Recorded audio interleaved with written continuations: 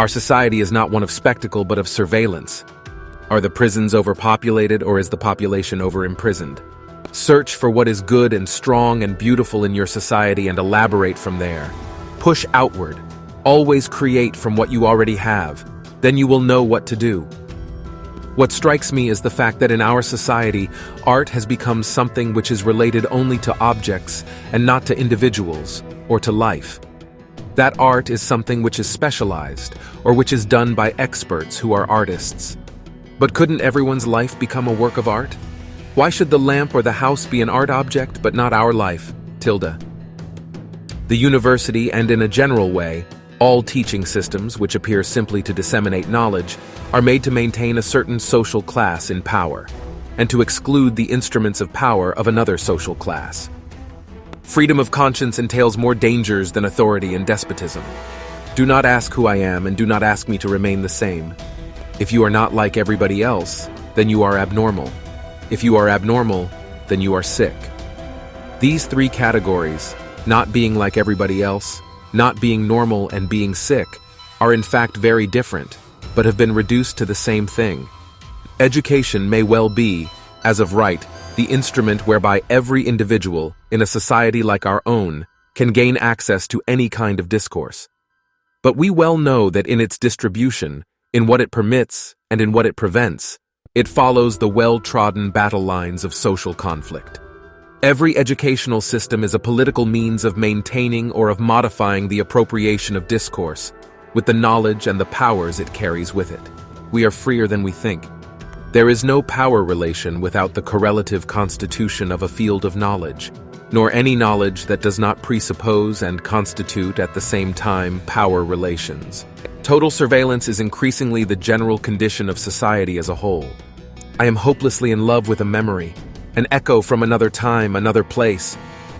To change something in the minds of people, that's the role of an intellectual.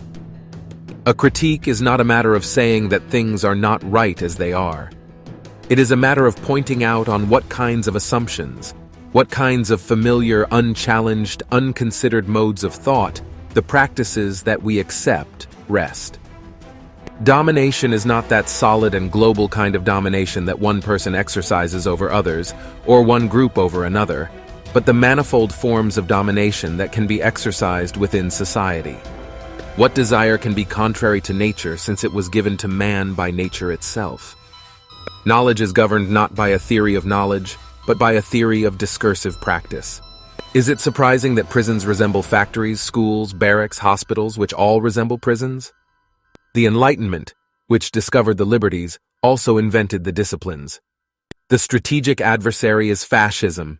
The fascism in us all, in our heads and in our everyday behavior, the fascism that causes us to love power, to desire the very thing that dominates and exploits us. I'm no prophet. My job is making windows where there were once walls. Power is everywhere because it comes from everywhere. Knowledge is not for knowing, knowledge is for cutting. One cannot attend to oneself, take care of oneself without a relationship to another person. The judges of normality are present everywhere. We are in the society of the teacher judge, the doctor judge, the educator judge, the social worker judge. The first task of the doctor is political. The struggle against disease must begin with a war against bad government. Man will be totally and definitively cured only if he is first liberated. What I seek is a permanent opening of possibilities. If you knew when you began a book what you would say at the end, do you think that you would have the courage to write it? What is true for writing and for a love relationship is true also for life. The game is worthwhile insofar as we don't know what will be the end. The gaze that sees is the gaze that dominates. Maybe the target nowadays is not to discover what we are, but to refuse what we are. Michel Foucault. It's my hypothesis that the individual is not a pre-given entity which is seized on by the exercise of power. The individual, with his identity and characteristics, is the product of a relation of power exercised over bodies, multiplicities, movements, desires, forces. What makes power hold good, what makes it accepted, is simply the fact that it doesn't only weigh on us as a force that says no, but that it traverses and produces things. It induces pleasure, forms knowledge, produces discourse. It needs to be considered as a productive network which runs through the whole social body, much more than as a negative instance whose function is repression. Schools serve the same social functions as prisons and mental institutions, to define, classify, control, and regulate people. People know what they do. Frequently, they know why they do what they do, but what they don't know is what they do does. I don't feel that it is necessary to know exactly what I am. The main interest in life and work is to become someone else that you were not in the beginning. Truth is to be understood as a system of ordered procedures for the production, regulation, distribution, circulation, and operation of statements. Truth is linked in a circular relation with systems of power which produce and sustain it, and to effects of power which it induces and which extend it, a regime of truth. Where there is power, there is resistance. From the idea that the self is not given to us, I think there is only one practical consequence. We have to create ourselves as a work of art. Power is not an institution, and not a structure. Neither is it a certain strength we are endowed with. It is the name that one attributes to a complex strategical situation in a particular society.